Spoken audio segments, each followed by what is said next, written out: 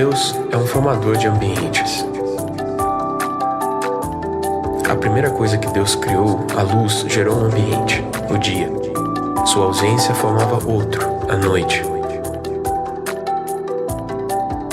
Ao separar as águas, dois novos ambientes surgiram, o firmamento e os oceanos.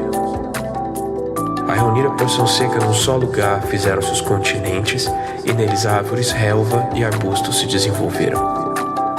Cada nova ordem criava um novo ambiente, e cada ambiente tinha um tipo de vida que o ocupava, cada espécie com seu nicho, onde podia crescer e se multiplicar.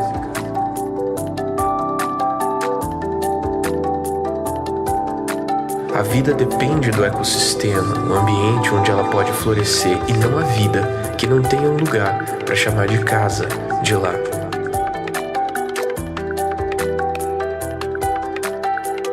Parece tão simples e natural isso, porque é. Deus criou cada vida para um ambiente, e um ambiente para cada vida. Quando Deus gerou em Cristo o novo homem, esse ser precisava de um ambiente para ser seu lar, e Deus assim o fez.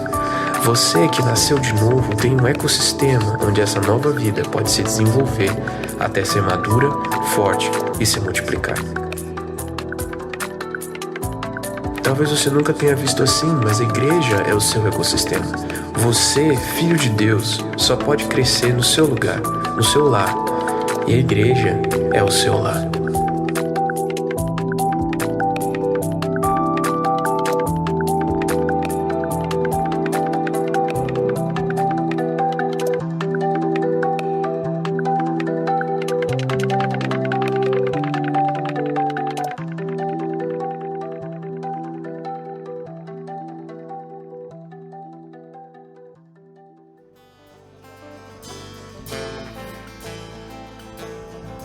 Paz do Senhor, igreja. Quantos estão felizes por estarem aqui nessa noite? Amém? Que nós possamos, nesse momento, nos desligar de tudo aquilo que está lá fora, de tudo aquilo que tem afligido nosso coração, afligido nossa mente, e voltar única e exclusivamente para a cruz. Porque é somente através dela que nós encontramos a salvação. Amém? E eu olho para a cruz, e para a cruz eu vou, do seu sofrer participar, da sua obra vou cantar. Meu Salvador na cruz mostrou o amor do Pai, o justo Deus. Você pode cantar bem forte comigo assim, pela cruz. Pela cruz me chamou, gentilmente atraiu, e eu sem palavras me aproximo, quebrantado por seu amor.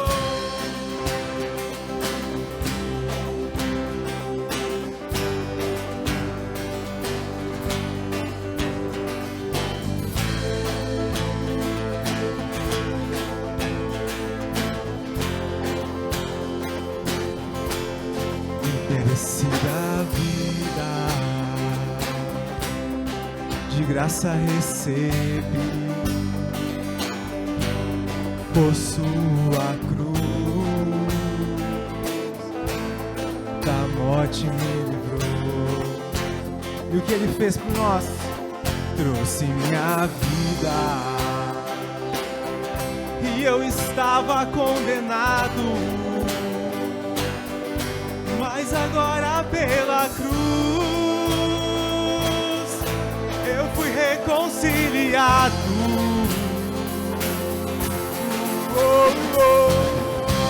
Pela cruz me chamou, gentilmente me atraiu, e eu sem palavras me aproximo, quebrantado por seu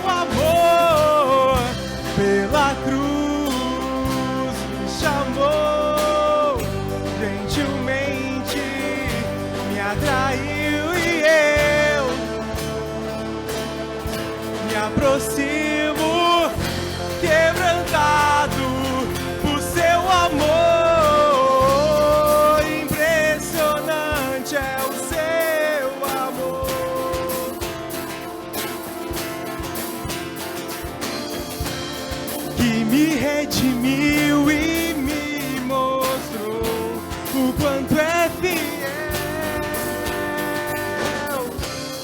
Impressionante é o seu amor,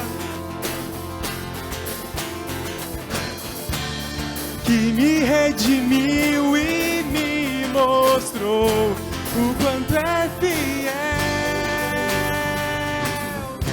Pela cruz me chamou, gentilmente me atraiu e eu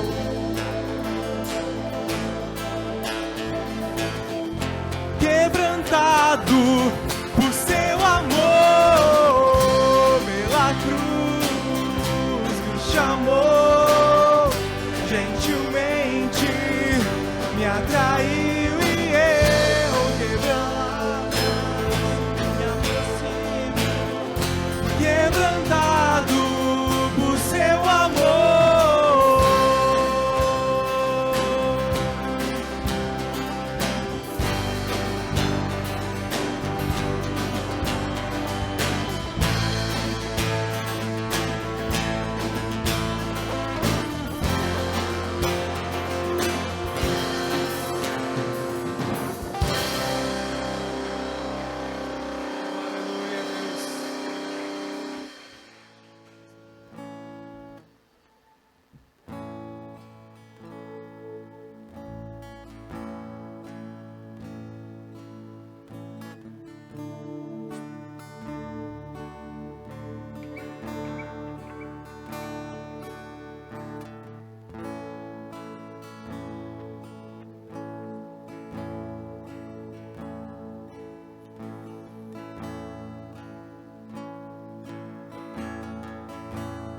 Tudo está preparado aqui, a casa e o meu coração também.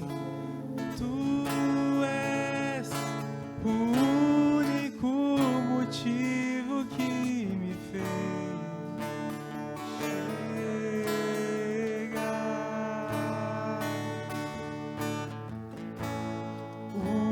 Os filhos já estão chegando aqui. Agora somos 2 ou 3 ou mais. Encontro o meu coração disposto a queimar por ti. Todos os versos e canções que eu consegui cantar, todas as vezes quebrantado, só quero te falar que teu é o rei e a glória pra sempre. Teu é o domínio. Amém. Teu é o reino e a glória pra sempre.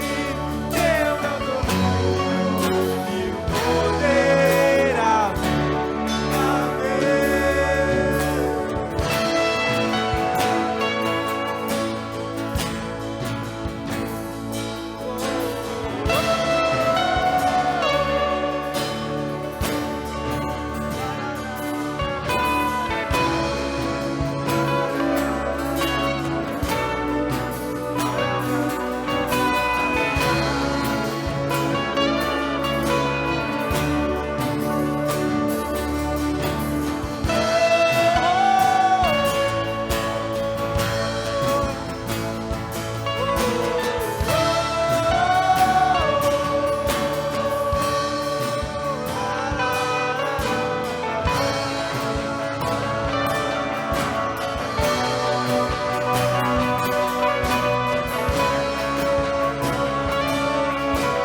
Vamos declarar comigo assim: só tu és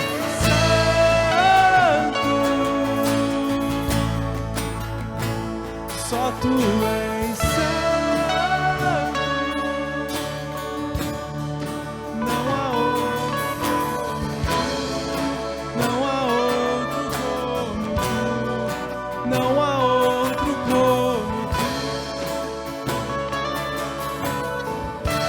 pode declarar um pouco mais forte? Só tu és santo.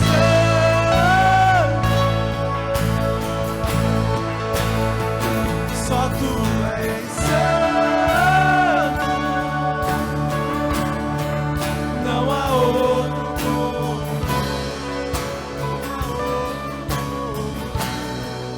Não há outro como.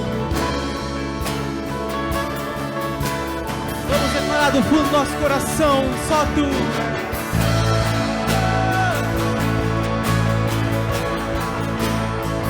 Só tu és santo. Não há outro como. Não há outro como tu. Não há outro como. Não há outro como. Só tu és.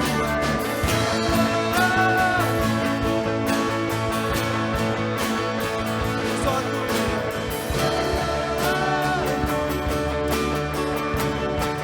não há outro como. Não há outro como.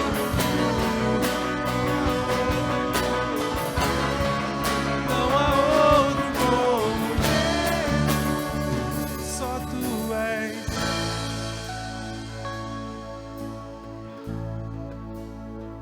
Só tu és santo. Não há outro como tu.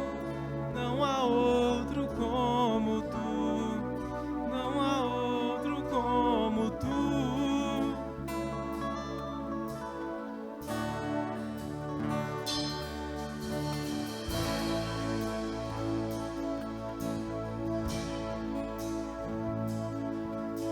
Aleluia. Você pode aplaudir ao Senhor, querido?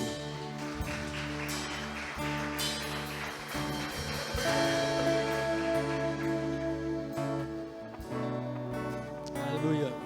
Obrigado, Senhor, por este momento, onde nós podemos, como igreja, declarar que Tu és santo, declarar o quanto o Senhor é poderoso, declarar o quanto o Senhor domina sobre tudo e sobre todos, declarar que o Senhor tem o domínio de todo o universo. O Senhor é aquele por quem tudo subsiste. O Senhor tem o domínio de tudo e de todos. Mas mesmo assim, o Senhor se importa com cada um de nós. O Senhor ouve a nossa oração. O Senhor ouve a nossa adoração. Por isso, Senhor, nós te louvamos, nós te exaltamos. Porque mesmo sendo tão santo, o Senhor nos ama, mesmo com as nossas falhas, mesmo com os nossos erros. E como a Tua palavra diz, a boa obra que o Senhor iniciou em nós, o Senhor há de confirmar até aquele grande dia. Como declaramos, Maranata, nós ansiamos pelo dia onde vamos Te encontrar, aonde poderemos ver os Teus olhos como de fogo, aonde veremos toda a beleza da Tua santidade. Enquanto isso, Senhor, nós Te pedimos que a Tua presença seja real nas nossas vidas, que o Teu Espírito Santo fale cada vez mais aos nossos corações. Essa é a nossa oração em nome de Jesus. Amém e amém. Mais uma vez, boa noite a todos bem-vindos. Amém, quantos estão felizes com Jesus? Amém, nosso Deus é muito bom, né? Amém. Queridos, nós vamos servir ao Senhor agora com os nossos dízimos, as nossas ofertas. Para isso eu queria te convidar a abrir a sua Bíblia comigo, no primeiro livro das Crônicas, 1 Crônicas, capítulo de número 13, e nós vamos ler os versículos 13 e 14.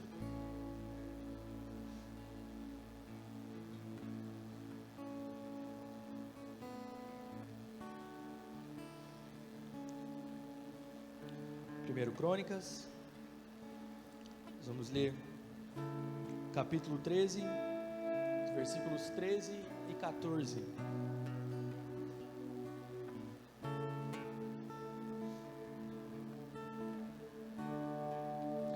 Versículo 13 diz assim: pelo que Davi não trouxe a arca para si, para a cidade de Davi, mas a fez levar à casa de Obed-edom, o geteu. Assim, ficou a arca de Deus com a família de Obed-edom 3 meses em sua casa, e o Senhor abençoou a casa de Obed-edom e tudo o que ele tinha. Esse texto aqui ele é bem interessante. Ele fala sobre o momento da história de Israel, onde a Arca da Aliança era um elemento da cultura judaica, que fazia parte do tabernáculo, e a Arca da Aliança, ela representava a presença de Deus. Na Arca, era a representação física da presença de Deus em meio ao seu povo. Mas aí, por uma série de situações, essa Arca, ela havia sido roubada, depois perdida, e ela tinha ficado esquecida por um tempo. Davi, quando ele assume o reinado, logo após Saul, uma das primeiras decisões de Davi foi: eu vou trazer de volta a Arca da Aliança para Jerusalém, eu vou trazer a Arca da Aliança para o meio do seu povo, porque isso representava a presença de Deus junto com o seu povo. Mas aí o processo eles fazem de uma forma errada, e aí no meio do caminho uma pessoa morre por estar conduzindo essa arca, de uma forma que não era a que Deus havia estabelecido.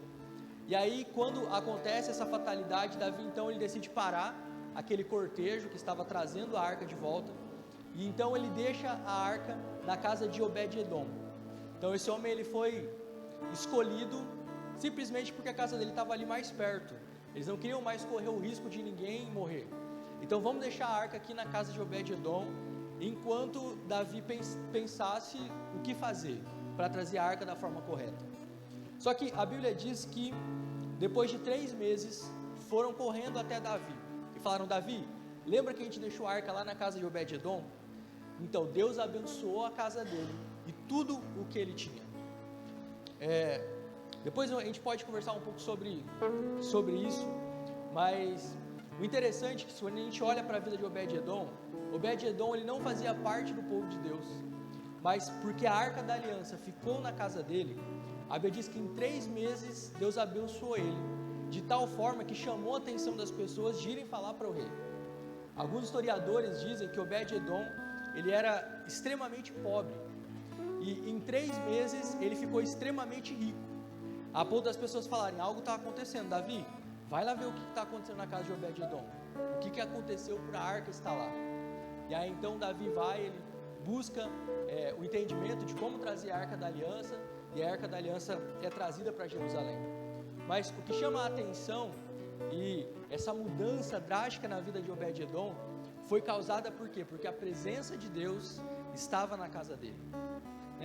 É claro que tinha toda uma representação simbólica para aquele tempo, Deus estava sinalizando algo para Davi, mas um princípio que a gente pode tirar espiritual disso é que quando a presença de Deus está nas nossas vidas, nós podemos prosperar.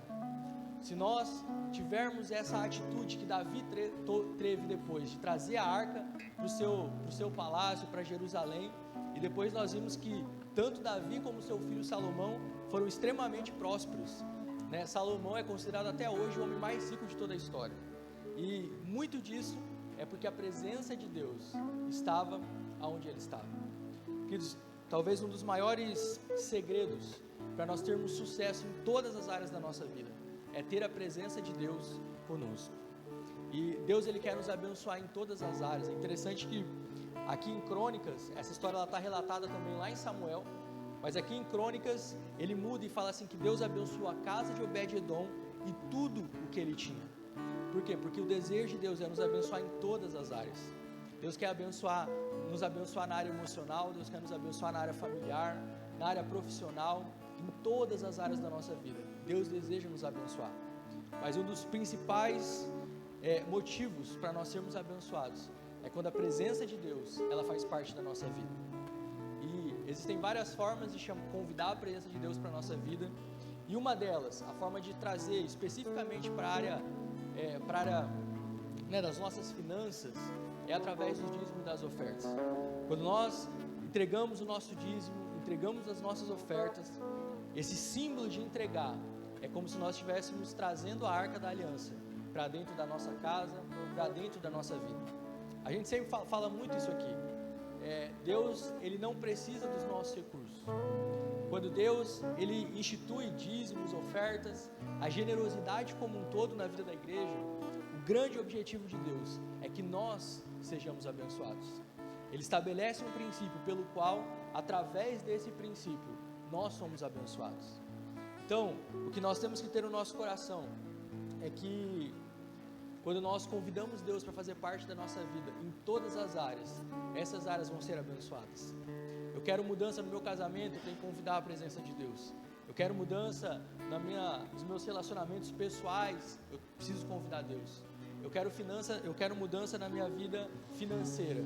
Primeiro passo, eu preciso convidar Deus para fazer parte da minha vida financeira. E um dos meios é através dos dízimos e das ofertas. E queridos, uma coisa que nós vemos ao longo de toda a Bíblia é que Deus, Ele sempre abençoa. Sempre que nós convidamos Deus, nós vamos ser abençoados. Essa semana eu vi uma frase do Thiago Nigro, que é o primo rico. Ele é um educador financeiro, né? E ele passou por um processo de conversão agora. E aí ele brincou e disse assim, que convidar Jesus, né, confiar em Deus, sempre dá ROI positivo. ROI é o termo para retorno sobre investimento, né?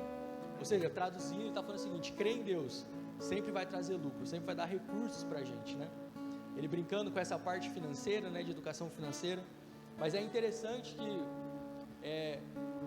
ele comenta, né, que ele passou por um processo agora de conversão, e o que chamou a atenção dele foi que tudo que ele ensinava sobre finanças, ele encontrou na Bíblia. Ele falou, tudo que eu sabia, tudo que eu ensino, tem na Bíblia. Deus já ensinava antes, né? Isso chamou a atenção dele para ele se converter. Por quê? Porque Deus, Ele nos quer sendo abençoado, a nossa casa e tudo que nós temos. Amém? Nós vamos ter a oportunidade agora de entregar os nossos dízimos, nossas ofertas. Se você desejar fazer isso, né, em espécie, nós temos os envelopes na cadeira, o Renato vai passar por você. Se você quiser fazer uso do cartão, é só fazer um sinal, a Natália também leva até você. E se você quiser fazer pelos meios eletrônicos, você pode fazer também. Mas antes de nós entregarmos, vamos orar mais uma vez? Pai, muito obrigado, Senhor, por mais essa noite. Obrigado, Deus, por esse momento em especial, onde vamos honrar o Senhor, através dos nossos dízimos e das nossas ofertas. Assim como declaramos, Pai, nós cremos que quando convidamos o Senhor para fazer parte de todas as áreas das nossas vidas, nós somos extremamente abençoados. O motivo do Senhor nos pedir algo sempre é porque o Senhor quer o nosso bem, o Senhor quer nos proteger e o Senhor quer nos abençoar. Então receba, Senhor, cada dízimo, cada oferta que vai ser entregue nessa noite, como uma expressão da nossa gratidão e da nossa dependência do Senhor. É isso que nós oramos, em nome de Jesus. Amém. Você pode entregar o seu dízimo, a sua oferta. Amém. Você sabe que às vezes nós esperamos que algumas manifestações de Deus virão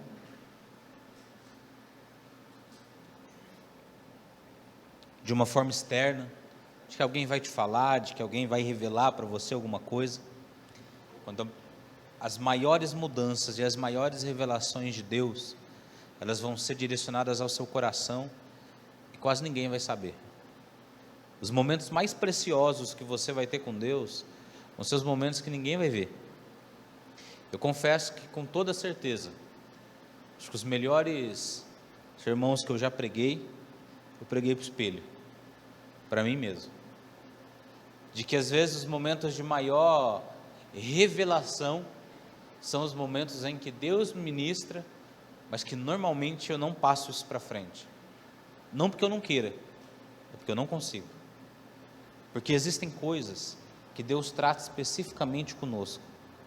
É um erro que às vezes a gente consome, principalmente quem ministra, quem prega, acha que tudo que Deus fala, Ele é para o próximo, e não para nós. E Deus tem uma atenção toda especial para mim e para você. Eu disse na última vez que ministrei, de que é importante nós estarmos em igreja, de que nós congregarmos, isso libera algumas coisas na nossa vida, mas ao mesmo tempo, nós precisamos entender que existe uma importância de cultivarmos uma vida pessoal e íntima com Deus. diretamente que as maiores manifestações de Deus, elas se darão nos momentos em que nós sozinhos buscarmos resposta para isso. Sabe por quê? Isso não é uma seletividade de Deus, isso é o amor de Deus para mim e para você. Você já imaginou se Deus tratasse em público todos os seus defeitos? Quem gostaria? Eu não. Você ficaria envergonhado se Deus apresentasse todas as suas falhas, dizendo: olha, Eva, vamos tratar isso aqui na frente? Eu não gostaria. Mas Deus, ele é tão zeloso, que ele, vendo a multidão, ele identifica uma pessoa e ele trata individualmente cada um delas. Deus não expõe ninguém à vergonha. Às vezes, não sei se você já passou isso, mas quando tem aqueles cultos em que há alguém com dom de revelação, de profecia, algumas pessoas têm medo, né?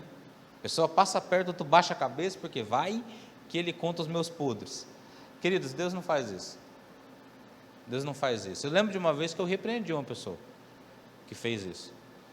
Ela tentou expor uma pessoa diante de um culto e eu não tenho, com toda certeza, disse: olha, isso pode ser uma revelação de Deus, mas não é uma revelação pública. Depois essa pessoa realmente: olha, eu errei, porque Deus não expõe. Uma coisa eu tenho certeza, você pode ter no seu coração: nunca tenha vergonha de expor quem você realmente é e quais são as suas falhas. Deus ama um coração quebrantado e contrito. Um coração quebrantado e contrito é aquele que entende quem é e entende quem Deus é. E essa concepção nunca é igual. É sempre eu, ai de mim, porque eu sou um miserável, ai de mim, porque eu sou um pecador, e Deus é santo, sempre. E à medida que você se rende, Ele faz de você uma pessoa melhor. Amém, queridos? Eu quero hoje compartilhar uma mensagem com você, e eu quero te convidar a abrir sua Bíblia comigo. Evangelho de João, capítulo de número 11.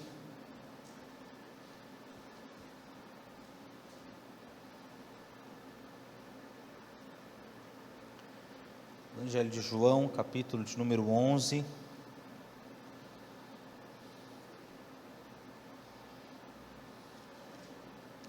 Versículo de número 23. 21. João, capítulo 11, versículo 21, diz assim: Disse, pois, Marta a Jesus: Senhor, se tu estivesses aqui, meu irmão não teria morrido. Mas também agora sei que tudo quanto pedires a Deus, Deus te concederá. Disse-lhe Jesus: o teu irmão há de ressuscitar. Disse-lhe Marta: eu sei que há de ressuscitar na ressurreição do último dia. Disse-lhe Jesus: eu sou a ressurreição e a vida. Quem crê em mim, ainda que esteja morto, viverá. E todo aquele que vive e crê em mim, nunca morrerá. Crês tu nisso? Até aqui. Quem já ouviu alguma vez essa passagem? Lázaro, junto com suas irmãs, Lázaro teve uma enfermidade, ele morreu. Jesus, então, depois de alguns dias, se apresenta. Ele recebe a notícia quando Lázaro estava doente. Só que ele só chega depois da morte de Lázaro, e 4 dias ainda haviam se passado, ele já havia sido sepultado. Na verdade, para a gente entender um pouquinho dessa história, sabe que o período foi bem longo, porque os velórios da época eram demorados, eles seguravam para que todo mundo pudesse dispor. Nós não sabemos exatamente, os historiadores não falam em datas específicas, mas provavelmente algum período se passou. Não sabe, quando está falando que há 4 dias ele já estava com cheiro. Antigamente os corpos eram preparados, bem melhor do que hoje, não é? Então eles suportavam um período maior para o período ali do velório, em que as homenagens eram prestadas. E o texto está dizendo de que esse velório já havia passado, de que ele havia sido enterrado, ele já havia sido depositado no sepulcro, e 4 dias haviam passado, e Lázaro então já estava começando a apodrecer, ou seja, toda a esperança daquelas mulheres foi se esvaindo ao longo do tempo. Quando chegaram, houve um questionamento de ambas: não só de Marta, mas de Maria, que olham para ele e dizem assim: olha, se você tivesse chego antes, o meu irmão não teria morrido. Vocês concordam com isso? Que se Jesus tivesse chegado lá, Lázaro não teria morrido? É uma suposição, mas com certeza, em nenhum momento em que Jesus estava presente, a morte reinou. Você pode ler todos os evangelhos às vezes que quiser, você nunca vai encontrar um morto em que Jesus passou e ele permaneceu morto. Nenhum. Nesse texto, nós estamos vendo o questionamento de outras pessoas dizendo: Jesus. E o texto depois, você pode ler na sua casa, ele fala que esses discípulos eram alguém a qual Jesus amava. Ele tinha um amor por essas pessoas. Ele amava Marta, amava Maria e amava Lázaro. Tanto que depois você vai ver do versículo 33 até o versículo 36, de que quando Marta se aproximou e faz esse clamor, aquilo não abala muito a Jesus. Mas quando Maria se aproxima e diz a mesma coisa, no versículo 36, Jesus, quando a viu chorar, também chorando os judeus com ela estava, ele moveu-se em seu espírito e perturbou-se. O versículo a seguir diz que ele então chorou. A primeira coisa que a gente entende nesse texto é: Jesus, ele se compadece do meu e do seu sofrimento. Ele não é alheio. Ele já havia dito para Marta, dizendo: olha, ele há de ressuscitar. Embora Jesus tivesse a certeza de que Lázaro seria ressuscitado, de que a morte não permaneceria sobre a vida dele, ele, ao ver as pessoas chorando, ele se compadece. E querido, essa é uma certeza que tem que estar muito clara no nosso coração, de que Deus, ele sabe da promessa, ele sabe do propósito, de tudo aquilo que se apresenta na minha e na sua vida, mas isso não o deixa insensível àquilo que eu e você estamos passando. Isso não o deixa alheio ao sofrimento que eu e você passamos. O salmista diz assim: Senhor, lembra-te de mim e lembra-te que somos pó. Lembra-te que eu sou uma pessoa humana, que eu sou limitado, que eu tenho, por vezes, enfermidades, problemas, dores que ninguém imagina. Ou seja, Deus, ele, ao olhar para mim, para você, ele sabe todas as nossas características. Ele sabe os traumas que eu enfrento, ele sabe os traumas que você enfrenta, ele sabe as áreas em que nós ainda estamos melhorando, sendo tratados, e mesmo que um sofrimento se apresente, quem tem os olhos espirituais abertos sabe que ele nunca está alheio ao meu e ao seu sofrimento, ainda que por alguns momentos seja necessária uma correção. Os pais aqui sabem muito bem disso. Corrigir um filho, você educar um filho, dói mais nele ou em nós? Em nós, sempre, não é verdade? Ter que disciplinar uma criança, ter que disciplinar um filho, ele é sempre um processo, mas não só pedagógico para a criança, como para os pais. Lidar e ensinar, corrigir, repreender, gera nos pais uma comoção muitas vezes maior do que na própria criança. Jesus, ele está tratando, ele está dizendo para Marta e para Maria, dizendo assim: creia que o seu irmão, ele vai ressuscitar. Aí ela diz assim: eu sei que haverá uma ressurreição no último dia. Nós já vamos voltar nesse momento. Só que ele está dizendo o seguinte: olha, para que vocês aprendam uma lição que eu vou ministrar sobre vocês, momentaneamente, é necessário que vocês passem por isso.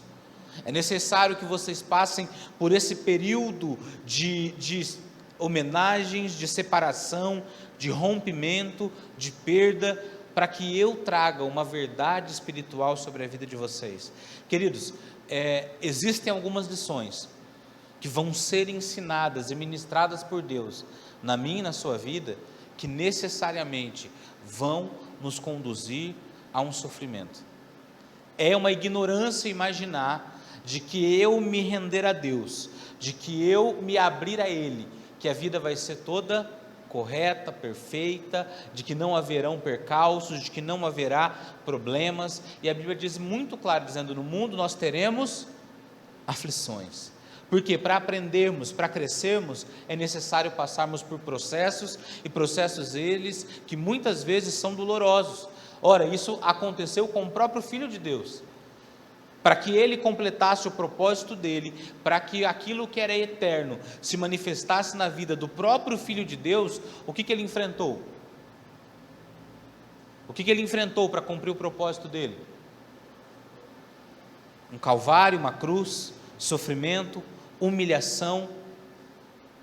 E a Bíblia diz que no momento em que Jesus Cristo era crucificado, o Pai não consegue olhar para ele.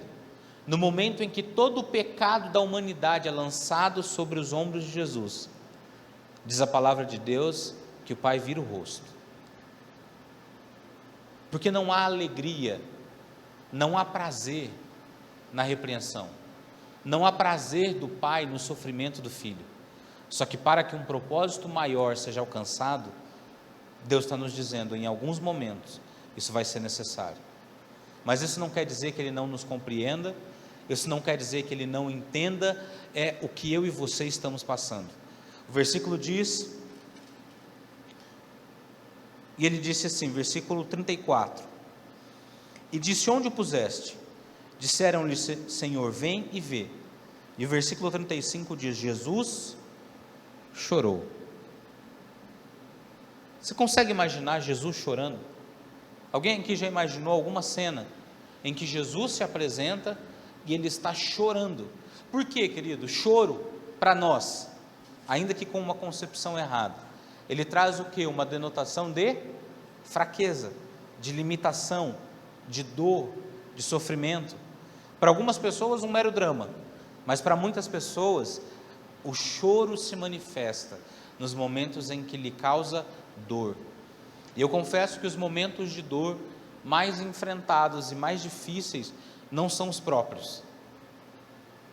Mas eu particularmente, o pior momento que tive, na verdade foram dois, foi o momento em que eu vi a minha mãe sofrer com dor, e eu me senti completamente impotente, sem poder ajudar, sem fazer alguma coisa, e não igual, mas igualmente sério, foi uma vez que o Benício, com 1 ano, ele pôs a mão no forno, e ele queimou toda a mão, e foi o choro mais desesperador que eu já ouvi na minha vida. A mãozinha dele, todos os dedos fizeram bolha, a batatinha aqui da mão, igualmente, e era um choro de muita dor, imagine você queimar todos os dedos, e bolha o sofrimento, e para mim foi, acho que um maior sofrimento de ver aquilo, e eu confesso que ao ver aquilo, enquanto nós íamos com ele para o médico, para então tratá-lo, nesse caminho, eu não chorei na frente da Luana, mas porque senão ela choraria muito mais, quem conhece ela sabe que ela chora por pouco e por muito, mas assim que ele estava sendo tratado, para mim, um choro muito incontrolável se manifestou, porque eu estava vendo alguém que eu amo sofrer, alguém que eu jamais quero ver passar por aquilo, e aqui nós estamos vendo uma expressão de que Jesus, ele ao nos ver sofrer, ele não está apático, ele não está feliz porque eu e você estamos chorando, ele não está contente dizendo, está vendo? Ele está aprendendo, isso é necessário. Não, pelo contrário, o meu e o seu sofrimento, ainda que em processos de correção, ainda que em processos de educação, comovem o coração de Deus. Você sabe que nós, como pais, queremos sempre usar o método que cause menos sofrimento, menos dor. Quando você vai dar uma injeção numa criança, tenta interter ela de toda forma, para que seja o menos invasivo possível, para que ela sofra menos. Igualmente é Deus, querido. E às vezes o sofrimento fica maior, não é porque Ele quer nos infligir mais dor, mas é porque nós não sabemos nos comportar no momento da correção. Você vai tomar uma vacina, se você ficar quietinho, vai doer mais ou menos? Agora você não para quieto, você tem que amarrar, tem que segurar. Qual que é o sofrimento, maior ou menor? É sempre maior. Toda rebeldia, em qualquer repreensão, em qualquer correção, causa mais dor. Mas isso não é a intenção de Deus. O que nos causa maior aflição? Por não entendermos o processo em que nós estamos vivendo. Concorda, querido, que é muito melhor ouvir de Jesus, dizendo, olha, o seu irmão vai ressuscitar, o seu irmão vai viver do que de qualquer um de nós? Você ficaria mais confiante se eu falasse ou se o próprio Jesus dissesse para você? Claramente ele. Se dissesse o contrário, nós vamos ter que orar, falar, sai daí, você vai se decepcionar, porque existe uma promessa. E aí ele diz e traz um ensinamento que é exatamente o que eu quero trazer para o seu coração. Ele diz assim, versículo 24, 23, disse Jesus, teu irmão há de ressuscitar. Disse-lhe Marta, eu sei que ele há de ressuscitar na ressurreição do último dia. E aí disse-lhe Jesus, eu sou a ressurreição e a vida, aquele que crê em mim, ainda que esteja morto, viverá. Ele está dizendo o seguinte, olha, e aqui tem um problema teológico muito grande, talvez você não tenha se atentado, só que Marta está se adiantando a um ensinamento que só ocorreria para frente.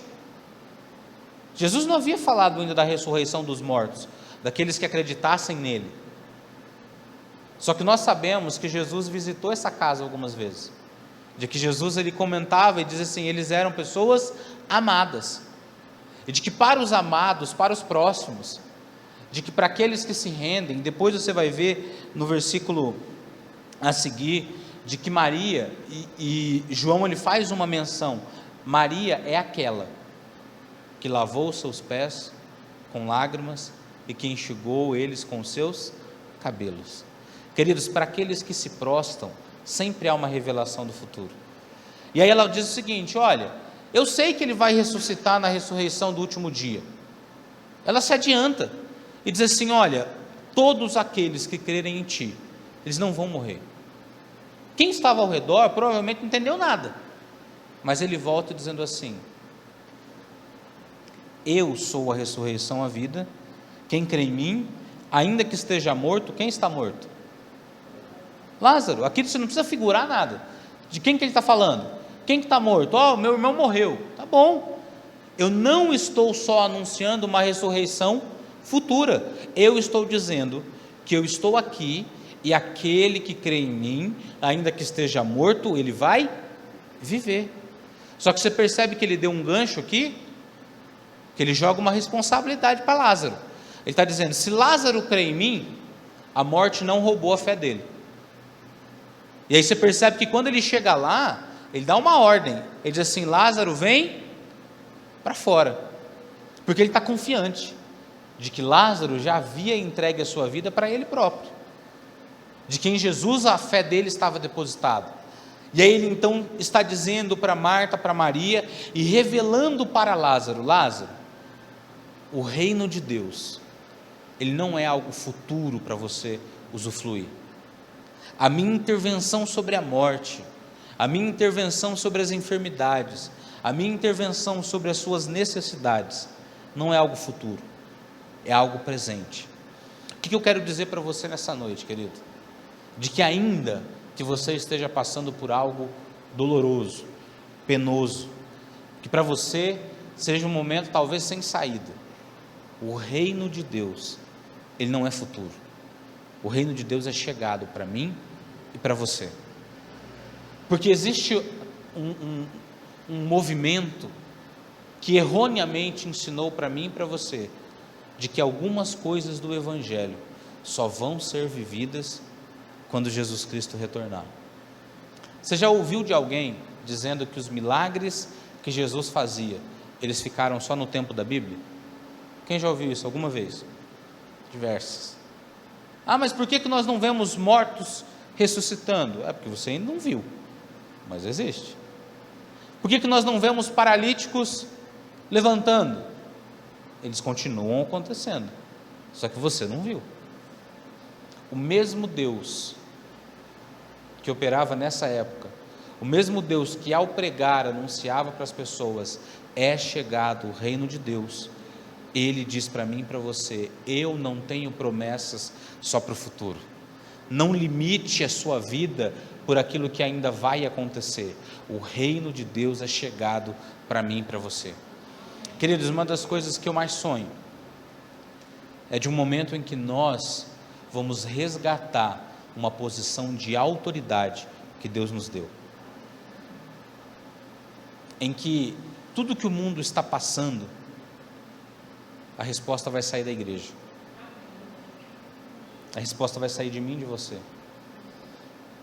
Quantos estão preocupados aqui com a nova cepa? Não? Está seguro, doutor? O mundo está em pânico, gente fechando aeroporto, mudando.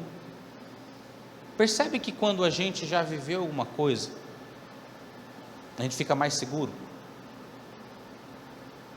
A gente olha para frente e fala assim, dá para passar?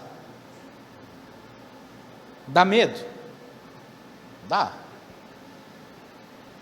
Mas com certeza, nós estamos mais confiantes agora, de que se algo acontecer, nós vamos saber lidar, e de que as consequências vão ser menores, porque nós estamos preparados. Eu conversei essa semana sobre isso. Eu disse assim, está se repetindo nessa mesma época do ano de 2019, ouviu-se, lá na China tem um vírus que está se espalhando, que está lá, ele é perigoso, ele é mortal. Só que percebe que nós estávamos vivendo normais. Hoje, todos nós aqui sabemos o que fazer? Está todo mundo de máscara. Lá em 2019 nós estávamos? Não.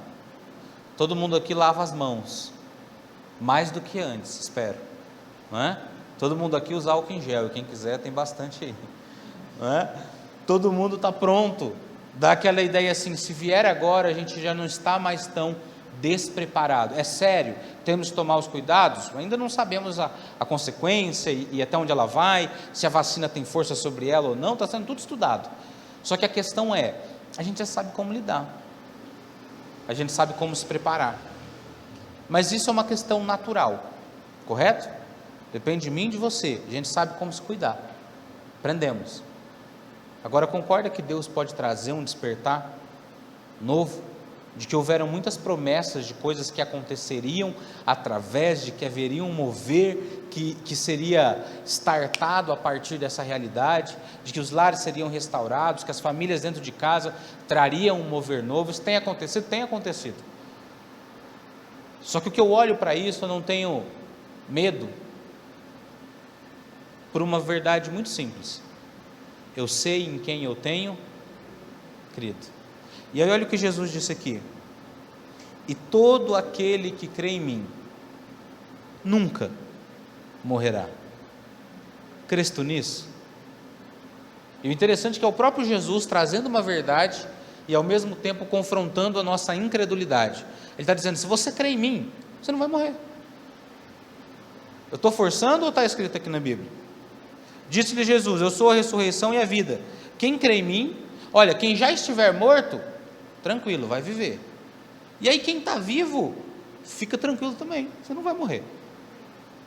Você percebe que como é simples o Evangelho? Dizendo assim, gente, a morte, o conceito de morte é muito diferente do que nós imaginamos. É uma separação pequena, por segundos, comparada à eternidade, de algo que vai acontecer. Ele está dizendo assim, se você crê em mim, você não vai morrer. Quem aqui tem medo da morte? Seja sincero, tem medo de morrer? Eu lembro, com a minha mãe, algumas vezes eu brincava bastante com ela, né?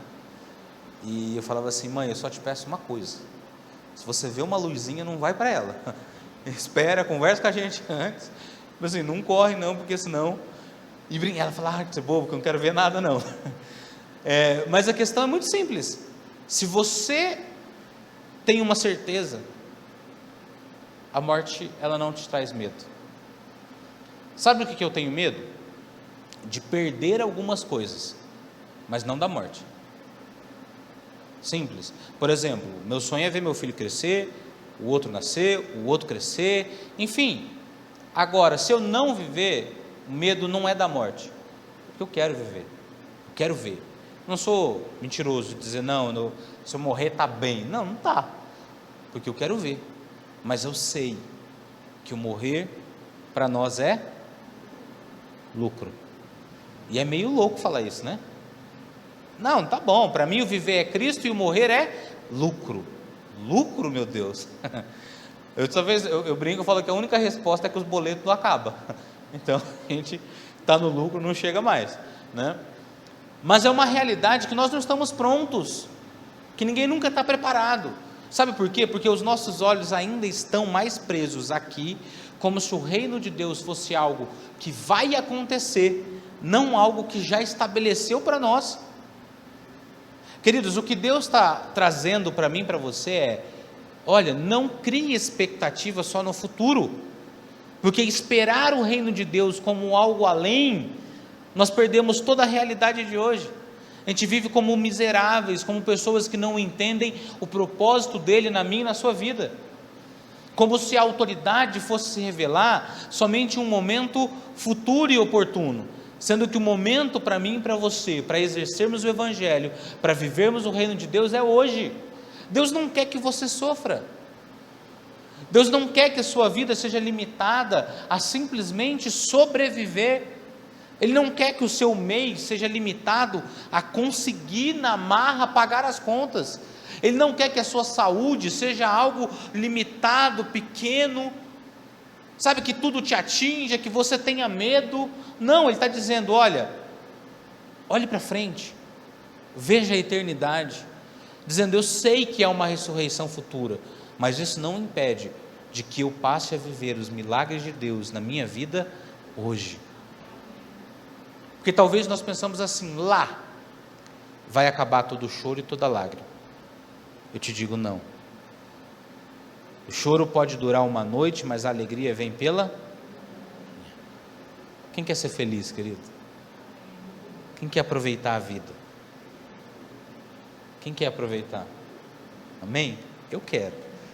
Sabe aquela coisa? Dinheiro compra felicidade? Depende da circunstância. Dá para te fazer feliz com dinheiro? Para algumas coisas, sim. Para as mais importantes, não. Você ficaria feliz se o dinheiro te comprasse uma passagem para Dubai? Onde você quer viajar? Portugal? Você ficaria feliz de não ter preocupação, falar assim: eu vou a Portugal, agora está perigoso, eu vou a Portugal? Você ficaria feliz? Você teria uma felicidade por isso? Sim, momentânea, ela passa, no momento. É a verdadeira felicidade? Não, mas é uma felicidade. Oi? Fica contente. Imagine, dinheiro traz saúde? Não, mas ajuda para algumas coisas. Você vai ter uma cama melhor, você vai conseguir comprar um remédio, você vai ter um melhor tratamento. Quem nunca questionou e pensa assim: dinheiro compra saúde? Quer ver como depende? Se você está na fila do UPA ou com um plano de saúde, você vai pensar um pouquinho diferente. Isso é felicidade? Isso é saúde? Não! Nós não podemos errar. Só que Deus, querido, Ele tem o desejo de te dar conforto. A partir do momento que eu entenda que eu não vou mudar as coisas. Sabe para quem que o dinheiro é perigoso? Para quem espera só nessa vida. Quem acha que a vida acaba aqui, o dinheiro é perigoso, porque ele quer acumular, ele quer guardar. E aí o dinheiro vale tudo, ele briga com o filho, briga com o parente, briga com o amigo, briga na igreja, briga com todo mundo. Por quê? Por causa do dinheiro. Agora, se eu olho para frente, eu sei que há um propósito eterno, o dinheiro ele é só um instrumento para que a bênção de Deus alcance pessoas. Percebe? Que algumas coisas que a gente tem que entender, e eu posso ter. O reino de Deus para mim é chegado. Ele prometeu para o povo dele que você vai comer do melhor da terra. Quando ele prometeu, ele falou assim: eu não vou te dar um casebre, eu vou te dar uma terra que mana leite e mel. Falou: vai lá ver o que produz. Eu não sei o tamanho de um cacho de uva para 3 homens ter que carregar. Acho que eles cortaram o pé. Só pode, né? Mas carregaram e eles voltaram dizendo: uau, é isso que Deus tem. É isso que Ele tem preparado, querido. Tenha certeza. O reino de Deus, nós criamos uma mentalidade que a miséria tem que se aplicar para nós. Aí eu sou espiritual. Eu digo não. Tem muita gente que tem recurso, mas é miserável. Da mesma forma que tem gente que tem recurso e é humilde, tem pobre que é orgulhoso. Porque o problema não é ter ou não ter, é ser. É quem eu sou, o que aquilo faz em mim. Tem muito crente que é chato. Sabe por quê? Porque só olha para cá. Os mais chatos são aqueles que não enxergaram a eternidade ainda. Que quando você olha para frente, você vê a realidade, dizendo, uau, o Evangelho é tudo isso. Você se desprende. Porque as pessoas se magoam com tão pouco. As pessoas se limitam com o Evangelho, quando o que Jesus veio fazer não é fechar. Como que é o nome daquele negócio que põe no cavalo? Tapa.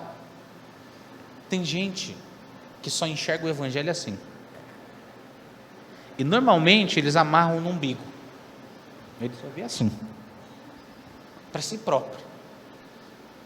Quando o que Jesus veio fazer é tirar as vendas e mudar todos os conceitos. Ele diz assim, o forte se faça fraco.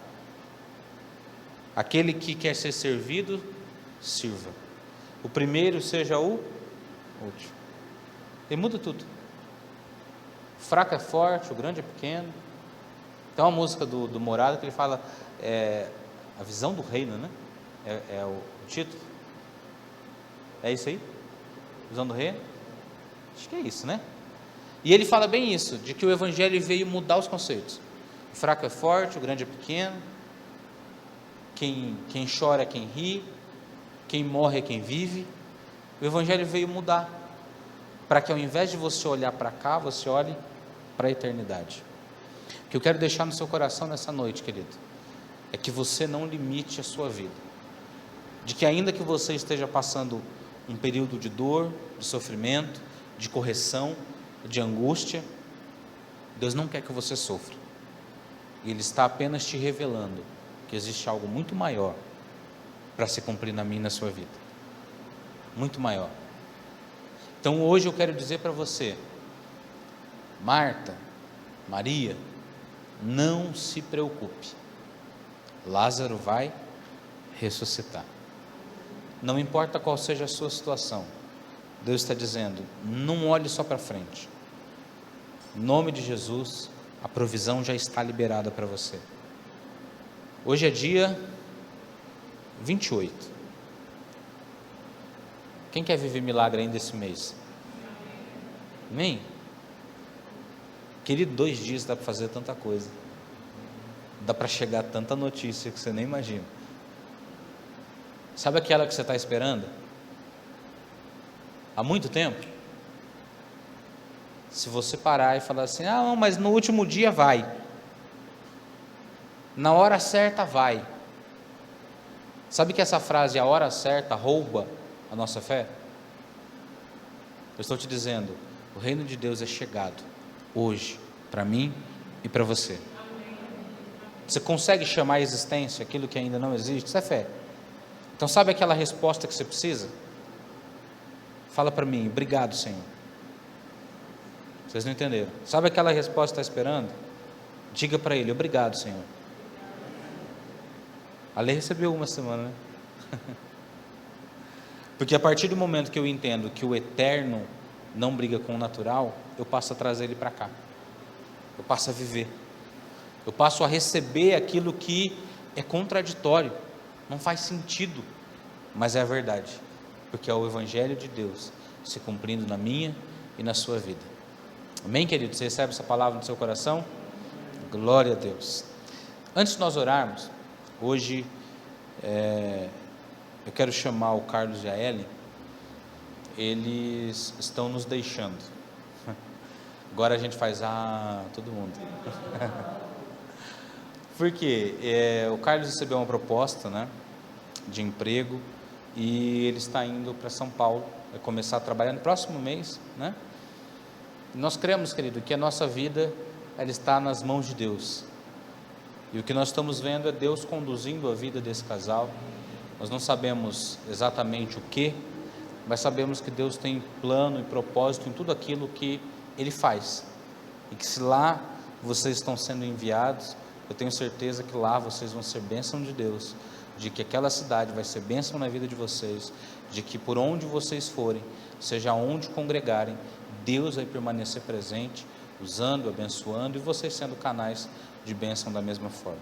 Então, não é para não ficar com vergonha, que eu sei que a Ellen, ela é mais tímida, a gente pode orar aqui. Eu quero convidar você a estender as suas mãos, nós vamos orar por eles, para que eles façam, né, uma boa mudança, essa transição. Nós cremos que Deus tem um propósito em tudo isso. Pai, nós te louvamos, te agradecemos pela vida desse casal, pelo privilégio que o Senhor nos deu de convivermos com eles durante esse período. Cremos que grandes coisas o Senhor fez. Pai, cremos que o Senhor iniciou uma obra na vida desse casal e muito ainda há de ser feito. O Senhor tem uma grande obra a ser liberada sobre a vida deles. Obrigado, Senhor, por cada testemunho que nós recebemos, por cada bênção através da vida deles que nos foi compartilhado. Nós queremos declarar que por onde eles forem, o caminho que trilharem, o teu reino se estabeleça na vida deles, que os seus pés sejam firmes nos passos, que as suas mãos estejam ungidas para tudo aquilo que fizerem, de que aquilo que eles intentarem em seu coração, haja bênção dos céus, porque é o Senhor quem os guiará, quem os vai conduzir para todos os caminhos, ó Pai. Que na cidade de São Paulo, que nessa nova fase, que nesse novo emprego, eles sejam bênção e sejam abençoados em tudo aquilo que fizerem. Nós declaramos que eles estão guardados e protegidos pelo Senhor. A nossa oração é que eles alcem voos altos, que eles alcancem o propósito dos céus sobre a vida deles. Essa é a oração que nós fazemos a Ti, no precioso nome de Jesus. Amém e amém. Amém, querido? No final, se você quiser, você pode dar um abraço, cumprimentá-lo por essa mudança que eles vão passar. Com certeza não é fácil, né? Mudar, se adequar, mas vocês estão indo com propósito, tudo vai ser mais fácil, porque Deus está junto. Amém, queridos? Vamos colocar em pé, vamos orar nesse momento. Nós temos um aviso, não é, das crianças.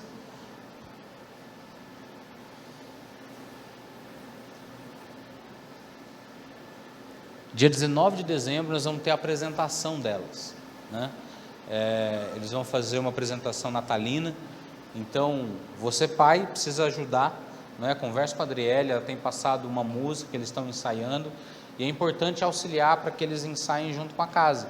Lá é um período importante e que você pode ajudar, porque essas crianças são uma bênção, e nós cremos que eles são instrumentos para abençoar muitas vidas.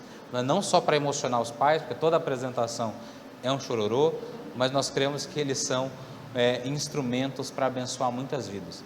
Amém, queridos? Então participe, né? Incentive o seu filho a participar, para que juntos a gente possa conduzi-los nesse caminho. Eu falo que isso é uma bênção. Ensinar a criança no caminho é a maior missão da igreja para com eles. Ensiná-los a palavra de Deus e a verdade é o que nós precisamos. Amém? Quero reforçar aqui o convite para você. No final do ano nós queremos doar algumas cestas básicas, fazer doações natalinas. Então, se você quiser contribuir, traga donativos, traga coisas. Nós vamos montar algumas cestas para entregarmos no final do ano, tá? Então, se você sentir no seu coração, se você não sentir também, decidir, pode vir, nós vamos receber, e cremos que vamos abençoar e evangelizar algumas casas. Nós não queremos só doar, nós queremos abençoá-las, e isso vai ser um instrumento de Deus para alcançarmos algumas vidas. Amém? Das suas mãos, vamos orar, que a graça e que a paz do nosso Senhor Jesus, que o amor de Deus nosso Pai, que a comunhão e as consolações do Espírito Santo de Deus sejam com todo o seu povo, não só hoje, mas para todo sempre. Amém e amém. Querido, Deus abençoe, tenha uma semana repleta da presença dEle. Amém?